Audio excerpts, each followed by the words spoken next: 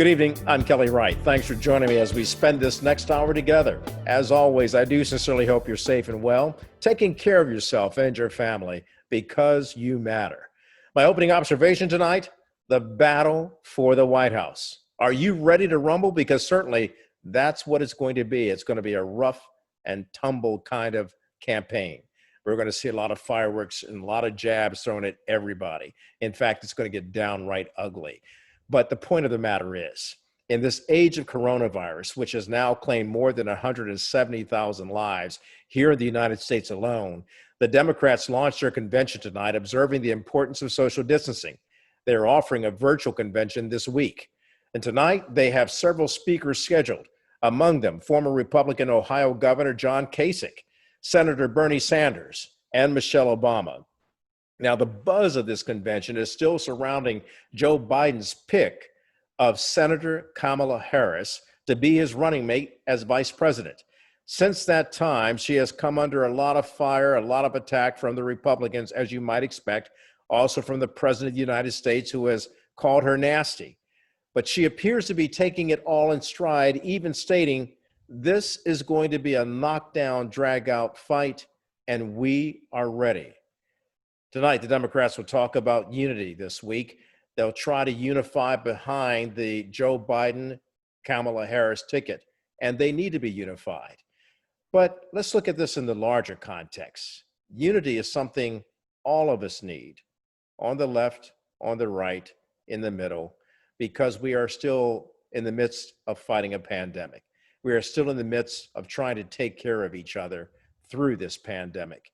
So as the Democrats unite this week and the Republicans next week, let's hope all of them at some point will keep in mind that the American people are in dire need of help. And to that end, Americans, get out the vote. No matter what way you're voting or who you're choosing, make sure you get out the vote. It's so important. As it's been stated by even Beyonce, get out and vote like you've never voted before and like your very life depended on it. Are you ready for the battle to the White House? Because it's on and it's not turning back. We are there. We will be covering the Democratic National Convention as well as the Republican National Convention. Even though I'm doing it from my home, we'll have all kinds of guests on to talk about what's happening because the vote really matters. And now let's get back to that historical announcement of Kamala Harris, because a lot of people around the world are quite engaged with her. And I should point out that not only Black women and not only Black American men, but also Indian Americans, as I talked to a few of them over the weekend during a food drive they were conducting. And by the way, they were celebrating their 74th independence of their nation from British rule. And yet now that they're American citizens, they are thrilled that Kamala Harris has been named as the vice presidential running mate to Joe Biden. Listen. Tell me about the pick of Senator Kamala Harris for vice president. You know, I and Indian American community is delighted to have her on this ticket. She is not just an Indian American, but also a South Asian, and her father was from Jamaica. And she's a woman, she speaks well, she's so good, she'll be good for not only India, but for the whole country. Mr. Biden has chosen the right person to lead our country to greatness. Well, any Indian you'll talk to here will be titillated. Honestly, I don't know much about her political leanings in the sense of how she favors India or not. But, we're all excited that there'll be a good chance of an Indian lady in the White House.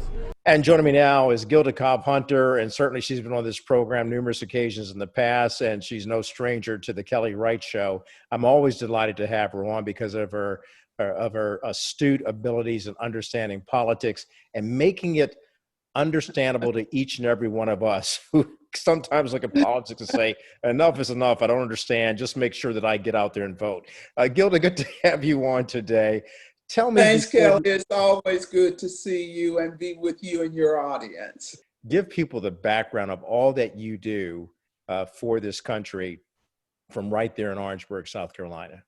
Oh, you make it sound like I'm really in high cotton or something. I tell people I'm just a poor little country girl from Gifford, Florida, but I have been blessed and highly favored enough to wear several hats. And for purposes of this conversation, I am a member of the Democratic National Committee, at least until Friday morning. My term will be over then.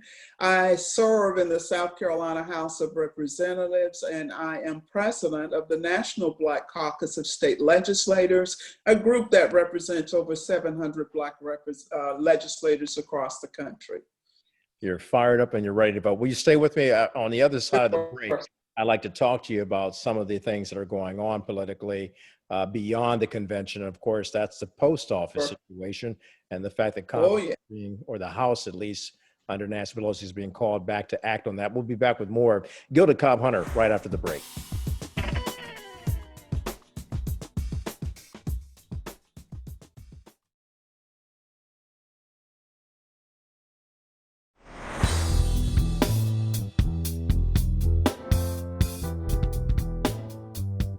Welcome back to the program. I'm still joined by Gilda Cobb-Hunter. She's the president of the NBCSL, as well as a state representative there in South Carolina, and also a DNC committee member, and at least until Friday, you were telling me, but you think you'll ever renew that?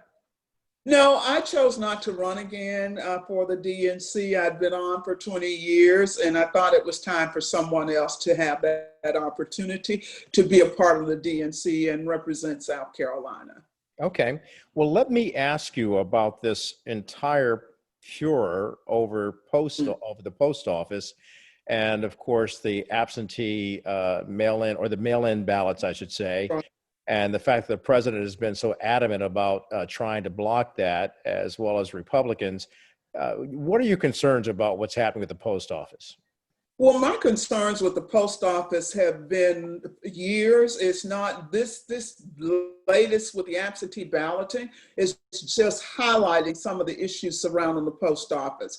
What a lot of people don't understand is that Congress changed the law a few years back. I don't know exactly how long ago, and had put a requirement on the post office that no other entity has, and that is the post office, the Postal Service, is required to pay, I think, about 75% of its pension. They have to pay that now. And when I say now, that's an ongoing expense that the Postal Service has to incur. And it really is their deficit, the fiscal woes that they're having, is not entirely of their own making. We need to look at the Congress. And so I'm hopeful that if the Biden-Harris administration is successful, that one of the first things they will do is rescind this notion, this requirement rather, that the Postal Service pay that much into its pension fund, because that's the root of a lot of this. Now, fast forward to this notion of absentee ballots and the president and his conversations about mailing, he's concerned about fraud and abuse. Now, people really need to just stop and take a deep breath here, because with the post office, you are talking about an institution that is in our Constitution. The Postal Service is, everybody has a mailbox, they used to say in political strategy. When you talk about targeting voters, it's like, let's do mail because everybody's got a mailbox. What we need to understand with the current conversation about absentee ballots is this is the latest in a form of voter suppression. This is a way of keeping people from being able to vote, of blocking access.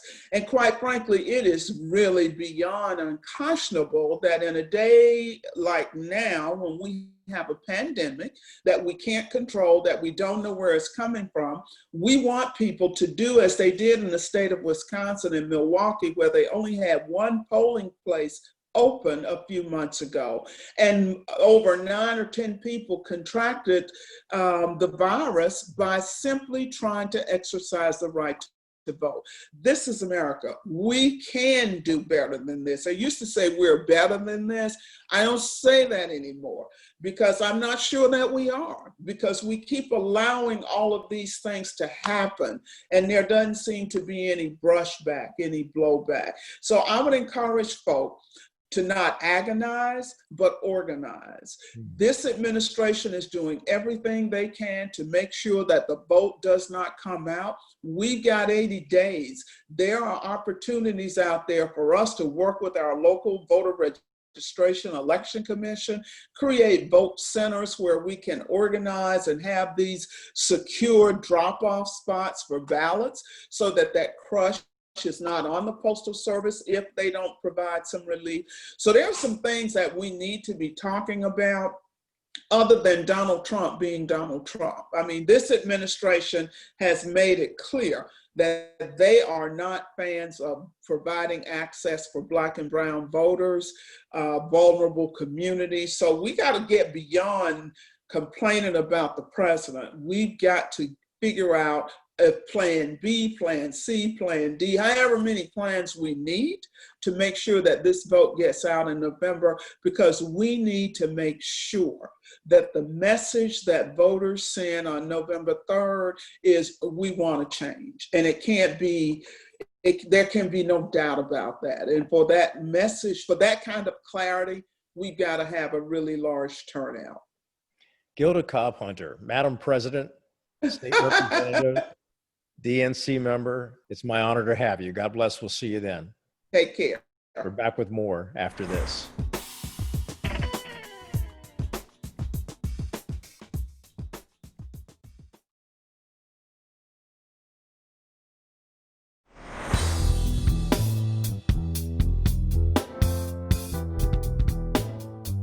Welcome back to the program. Joining me now is Dr. Benjamin Chavis. He's the president of the National Newspapers Publishers Association and the Black Press USA. And Doc, it's good of you to join us this morning, and always a pleasure to have you on the program. Let's talk about Senator Kamala Harris and the excitement that she has generated. In fact, she's outpacing all of the men on both tickets. She's outpacing Donald Trump. Well, of course, the president does have his enthusiastic base. But Kamala Harris, the base that she's generating is so diverse, and so many people are excited about her chances. Well, thank you, Kelly. It's always good to be on the Kelly Wright Show and the Black News Channel. And on behalf of the National Newspaper Publishers Association, we're always pleased to share. Senator Kamala Harris represents not only Black America, but represents brothers and sisters from India, represents brothers from the Caribbean. She's a diverse person. And of course, she's a former Attorney General for the state of California, former district attorney in San Francisco. She has a distinguished career. She's been elected statewide twice in California, first as the Attorney General and as the United States Senator. And so when Vice President Joe Biden chose her to be his running mate, Biden gains immeasurably in several categories. But the basic category is that Black women, man, across the country are excited. You know, she's a member of AKA. I see all these pink and green all over the place, sisters. But the, you know, but the truth of the matter is she brings a wealth of experience and insight. And I think you saw even when she and Joe Biden got into a tight debate with one another, I think Vice President Biden respected her courage to rise to that occasion. As you know, she was a presidential candidate herself. Now she's a vice presidential nominee. So I think that this is going to be an interesting campaign. But I would say overall, from what we're hearing through the Black press, this is going to be a tight election. I don't think anyone should rule out the think that this is going to be a runaway election. I think both the Democrats, the Republicans, and the Independents have a lot of work cut out. And I know you're going to be discussing also on the show this whole thing with the post office, because we're in the midst of a pandemic. And unfortunately, now with the milestone of 170 Americans having passed away, having died as a result of this pandemic, and there's no end in sight, unfortunately, Kelly. I think that that's going to affect the turnout of the election.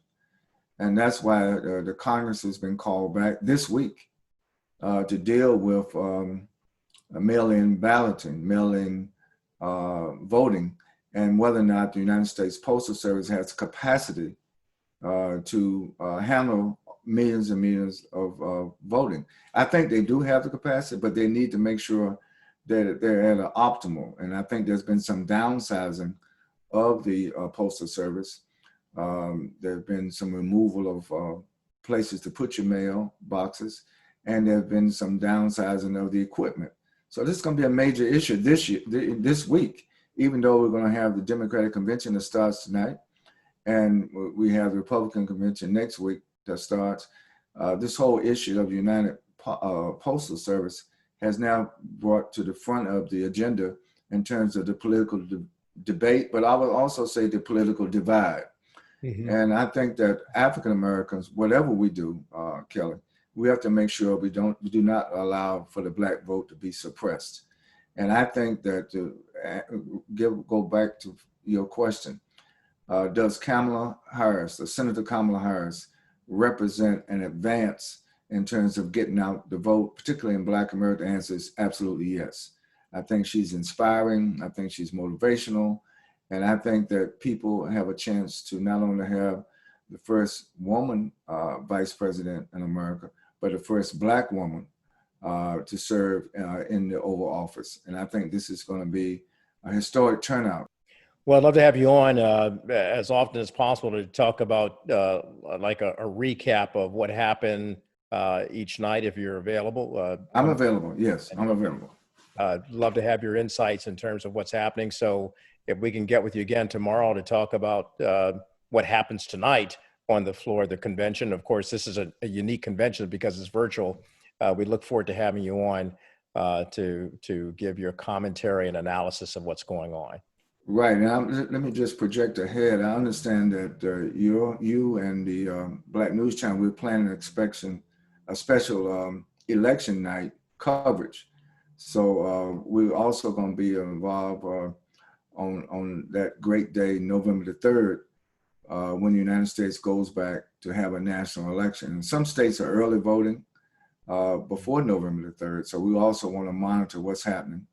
I just think that over the next 2 months, Kelly, every day, we're going to have to monitor what is happening. I am concerned that we still have an undercount in the U.S. Census. And we still got work to do. We got to keep our sleeves rolled up and keep working at this. But I would say that today's message is that there's never been a more important time for there to be one man, one woman, one vote. And particularly in Black America. We fought hard to get the right to vote. In the legacy and spirit and name of John Lewis, every African American ought to be galvanizing right now and getting ready to go to the polls to vote. Absolutely. Dr. Benjamin Chavis, look forward to seeing you tomorrow as well as you continue to represent the National Newspaper Publishers Association, Black Press USA. We might as well get our seatbelts on. It's going to be a rocky road for the coming months as this presidential election heats up. Thank you. Absolutely. Thank you very much. God bless, Kelly. We'll be back with more after this.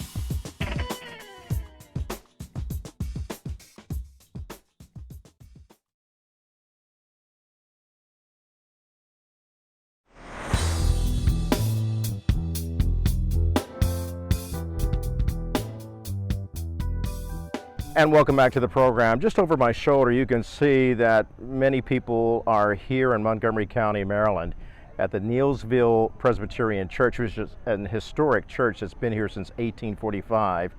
And what's going on in 2020, it's the year of the COVID-19 pandemic. Therefore, many people in this district, which is one of the wealthiest counties in America, are suffering. Like so many other people throughout this country, they're suffering because they've lost wages, they've lost a significant amount of income due to the disruption of COVID-19. Therefore, many people are coming here to get the staples that they need to feed their families. And it's important that the Rajasthani Indian American group gives back to this community. And on this particular day, it's very special for them as well because they're celebrating their Independence Day of India. And yet, because they've been living here in America, they are American citizens dedicating and giving their all to serve their fellow Americans. Such an important moment. You can just see over my shoulder how they're distributing food, putting foods in cars, and making sure that people walk away, or drive away, I should say, with enough food to feed their families for a week.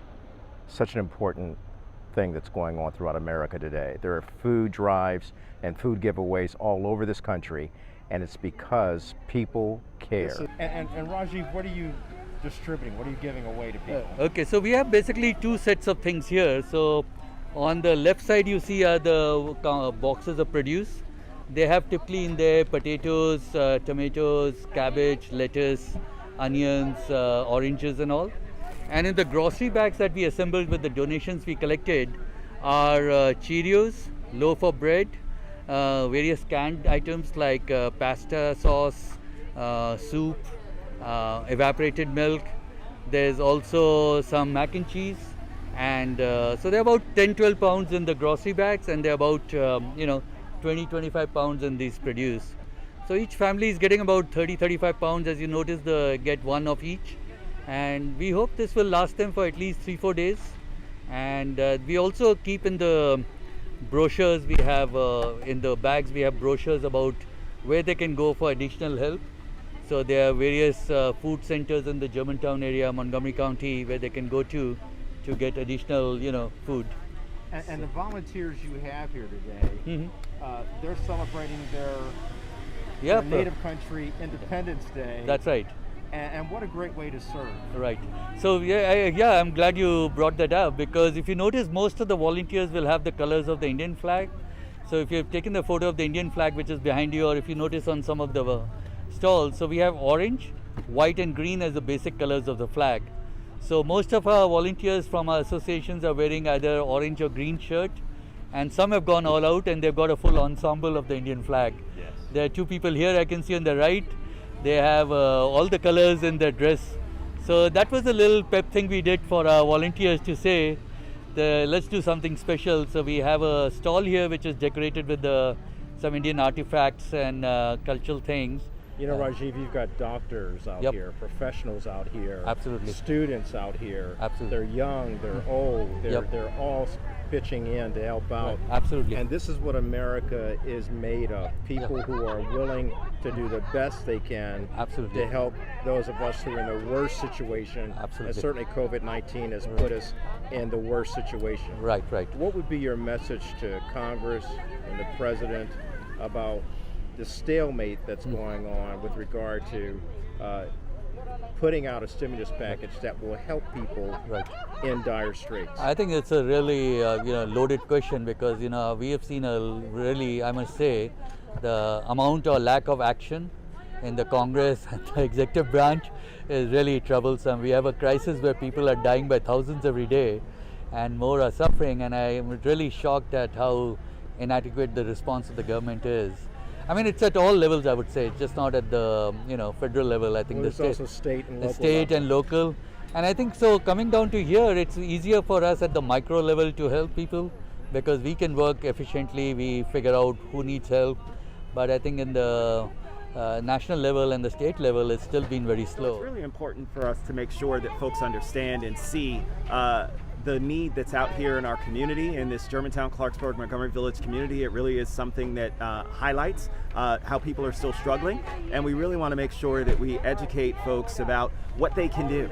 People are stepping up in their communities and making a difference, helping their fellow man, and so from that perspective, we're just really proud to see folks, especially in our faith community, in our diverse communities, that are all coming together and saying that yes, we can help one another with some of the assistance of government, but primarily focused, they're making this happen. They're making the networking with the grocery stores and to set this up with volunteers. That really says something about who our community is and how much they feel that this is important to them. And the message should be I mean, I think the voters will give the message. I mean, that's the way I see The it. voters will get the message, Yeah, exactly. you know, that's how we are from one of the largest democracy in the world, India. Yeah. And we have seen when there's an action, the people are not silent. They vote with their.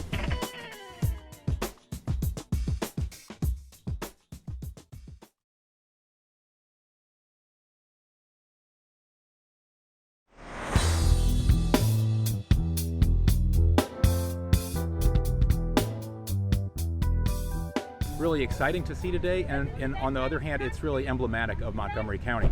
Craig and I have spent the whole spring and summer putting over $200 million on the street into the hands of families and nonprofits through emergency food assistance, rental assistance, child care support for our small businesses, and nothing's really more important than the emergency food assistance that you see going out here. But so much of it has come from the federal government, or the state government, or the county government, but there's been so many private donations as well. This coalition of groups has raised over $200,000 in private donations. They've put out 330,000 pounds of food to help 9,600 families, and they've mobilized over 5,000 volunteers. So it's just incredible. And you wouldn't, there are 3,000 counties in the country. You wouldn't see that anywhere except Montgomery County. People coming together to be so generous with their neighbors and address all the unmet needs that we have all across the county. It is a remarkable achievement when you think about that. Gentlemen, I want to ask you, politics being all local, it seems that Montgomery County, one of the wealthiest counties in the country, but hard hit like all counties in this country, is trying to step up and do something about it and not relying on Congress, which has been stalemated. What would be your message to Congress if you had the chance to speak to those who represent this district and those who represent the country? Well, I think that overall what we want to say is that no community is immune. No community is immune from the hard-hit challenges that are associated with COVID and what it means for our economy. It is something that, again, we have to step up and do more. We know locally we're doing that, our community members are doing that, and we need the federal government to do the same thing. We need them to meet the need head on and to say that, yes, we care about our community who's struggling and that we want to make a difference. Tom, what your colleague Craig has just talked about is leadership. And leadership in a crisis is so effective when it's done and carried out rightly, in terms of doing all that you can, making the sacrifices that you can from a leadership level to help people. And certainly Montgomery County has done that, providing $200 million alone. And that's amazing. Well, and a lot, to be accurate, a lot of that is federal money. So to answer your question, we're really grateful for the CARES Act funds that we got early in the summer, and that's still, we've already distributed, we got $183 million from the federal government, and that's been distributed. We've already spent that, and so it's in the process of being distributed. It's already been allocated by us. We need them to pass the HEROES Act that's been stuck in Congress. I mean, and this really affects everybody. Nothing's more fundamental than just food relief, as well as rental assistance. And we're facing a tsunami of evictions once the eviction moratorium ends. So we're very nervous about that. We really need, it's a shame that Congress is on a break. They really need to come back together and pass the HEROES Act, because, if you're hungry, it doesn't matter if you're Republican, you're Democrat, you're independent, everybody needs the support. That's why we have a Congress. That's why all of us pay our taxes, to make sure that people have what they need. They need to come together and get that done. It makes me feel good, but it also, looking out for other people in our community, that's always a good thing. And you're relatively young, so it's good to see young people out here helping. What would be your message to Americans who feel that young people are not actively engaged? I say, get engaged whichever way you can, however way you can. Anything small, anything big, it doesn't matter. Just be helpful. I'm not doing this to make myself feel good. I'm doing this for the community, to understand that there are people out there in need and are in pain, and they need help. And the fact that any little bit that I can do to help them makes me feel like I'm improving the whole community and it's helping the whole community.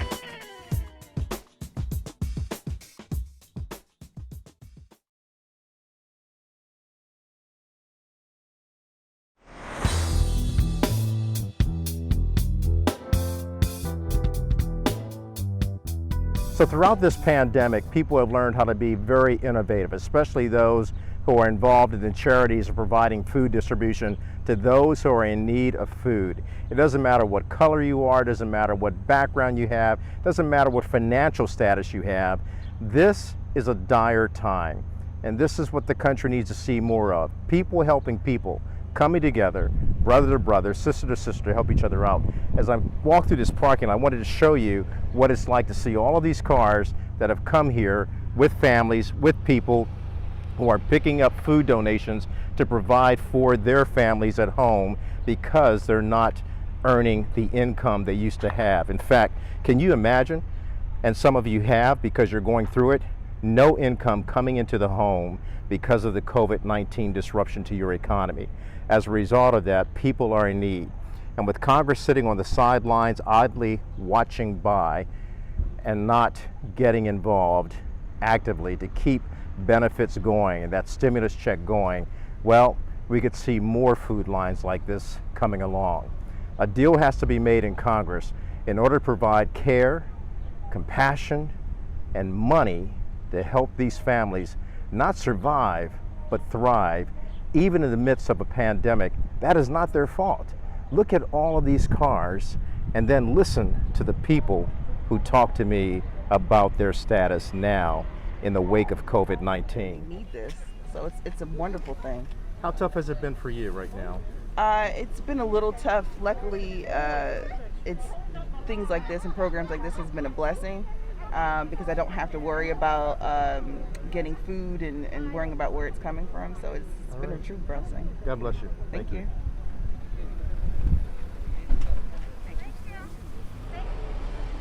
What's this mean to you to have people provide food for you? Oh, that's very good help. These times it's very hard to have a job and everything. So this is amazing, amazing helping. Thank you very much to this old church and everybody who's in charge of this. Thank you. What does it mean to have people provide food to families that are in such dire need right now because of the COVID-19 disruption to our economy? I mean, it means a lot. I mean, some people need help more than others. And for people that do this, I mean, I'm very grateful. What would be your message to Congress, which has stalemated on the issue of providing stimulus checks, and has that hurt you? That they need to get off the happy horse and help the people that really need it. It's a blessing. It's a really blessing because look at what's going on right now, and at least there are people who cares and they want to provide something for us and our children. It's a blessing. How does it help you? Oh, it's helped me a lot. It helped us a lot. Yeah, it's a lot. Tough times right now, right? It is. Oh, please, don't talk about that one. It's the worst time. What keeps you hopeful? It's always there's lights at the end of the tunnel. So we'll get through this. We'll get through this. How tough has it been for you since COVID hit? It's actually been really challenging for my family, my kids, and I'm a single mom, and without a job, it's been really hard. Because, you know, most people are not working right now, so this kind of help us because we don't have the income like we used to have before. So it's helpful. Since I started collecting food, I haven't gone to the grocery store like for almost 2 weeks. So yeah, it's a good thing. Based on this, if you had one message to give to Congress and the President, what would it be? That they should help the community more because people are out there, we're really hungry. People are hungry for food. I share some of my food with my friends, so they should try and make more of this so people can be helped. Thank you, ma'am. God bless you. And indeed it is. Have you ever seen, I mean, these are unprecedented times, Courtney, let's face it, but have you ever seen this kind of need, this dire need for food in your time of serving here at this church? No, I have not. The needs are great. We hear about them through the channels of serving with Germantown Help, with Women Who Care Ministries. We hear about the needs and we jump into action when we can and share and serve as best we can. Well, you know what, Kelly, so many people are hurting, and I volunteer with Germantown Help, so I do this all year round. So it's not just during the pandemic, it's throughout the year, but it's just great to be able to give back and help out right now. This is the time where we all should just come together as one, and everybody needs each other, and we realize that. we could really go far in this country, and that's my prayer. And but it's just a good feeling to help people. Landon, there are many cars out here, and these cars seem to represent the socioeconomics that COVID-19 doesn't respect. I've seen Mercedes, I've seen luxury cars, Yes. I've seen Yes. regular cars. Yes. What does that say about this disruptor to our economy and to our lives? I'll tell you what, Cal, it affects everybody. You know, it's funny, I've seen Teslas come through here, you name it, cars, expensive cars, and we've had people on foot that actually walk through, but this is affecting everybody. Everybody needs food and so forth, and so it's just, it doesn't discriminate, rich, poor, black, white. But again, we are here to help out and work together and for the best, and you know. What's your message to Congress, which seems to be stalemated on what to do in terms of continuing the stimulus and CARES package? You know, if Congress can look and see, like I just said, people are hurting and need help. We all need help. And if Congress can just get their heads together, whatever it may be, and just see that people are hurting and need help, and we can work together, we can do great things for this country.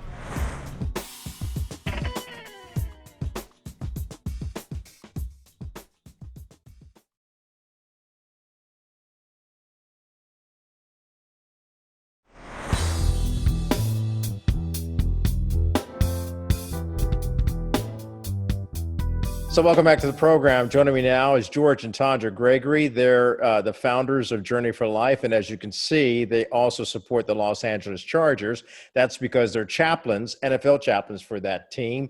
And George and Tandra, thanks for being with me as we strengthen the family. It's so important to make our family stronger, especially in these troubling times. And one of the things we come into contact with is conversation. Mm-hmm. And conversation, as you know, can be very tough, especially right now with so many things going on. So Tandra, kick this off for us about handling these tough conversations, because this is our second time discussing this.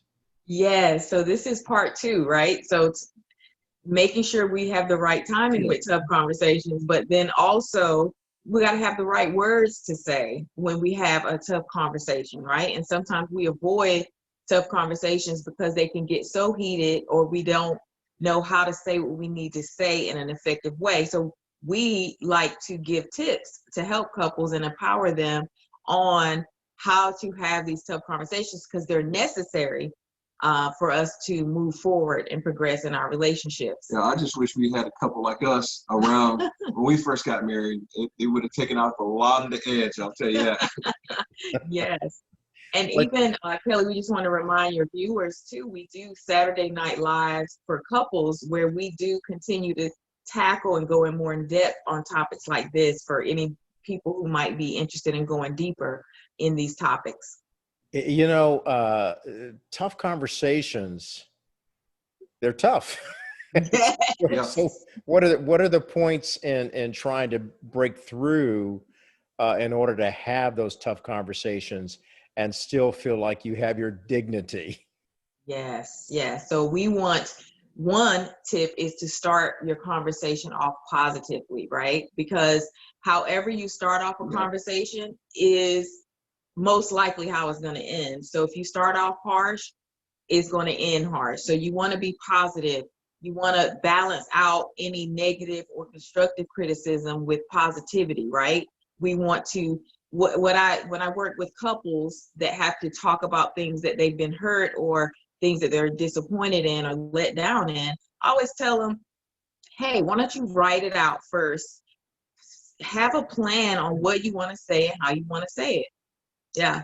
Well, I love my wife because she gives this practical information that counselors will give, but it's really, how do you put that in practice, right? Like, how do you slow it down enough to not, start off the wrong way? But it's a skill learned. And so if you're out there and you haven't learned this skill, slow it down enough. I think that's what you're saying. Slow it down enough. It's like the NFL replay. You slow it down to see what you did wrong, where you went wrong, or what you need to do better. And so we like to say start positively. But two is take out the negatively charged words, right?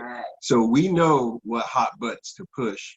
Even my wife, as cute as she is, she knows my hot buttons. And we say stick away from those hot buttons, because as spouses, it's almost like we know where to throw the grenades. We know where to blow it all up or to get in under each other's skin. And the key to communication is to be heard, not just to say what you want to say, is to be heard. And so we like to tell people to speak the truth in love, not just say it, but say it in a loving way where they're going to get it, they're going to receive it, and they're going to react in the way that you hopefully that you desire and that you need. Yes, and that's important too. When George says slow it down, that's why we want to be thought out and not just emotional. And that's when we push those hot buttons, because we're upset and we want to provoke something, right? So we like to say step number 3 is to collaborate instead of accuse, right? That's going to be very important, that you don't want to make up accusations, right? When I work with couples, it's kind of like, I just want to throw these grenades and I'm not really trying to work with you. I just need you to respond to what I'm saying, right? So collaboration is key, because that says we're teammates. You're giving up the right to be right, and you're saying, hey, help me understand this more, right? You want to ask those questions to understand and then work as a team to come to some effective resolution. Yeah. That's awesome. Tondra and George Gregory, thank you so much. Appreciate you both. We'll see you again on Wednesday as we continue to have this dialogue about having those tough conversations. I sure wish Capitol Hill could listen to you, as well as families all across the world. We'll be back with a lot more, but keep on keeping on, and make sure you watch George and Tondra Gregory on Saturday night with their own Saturday Night Live program on Facebook about strengthening the family as you journey through life. We'll be back with more after this.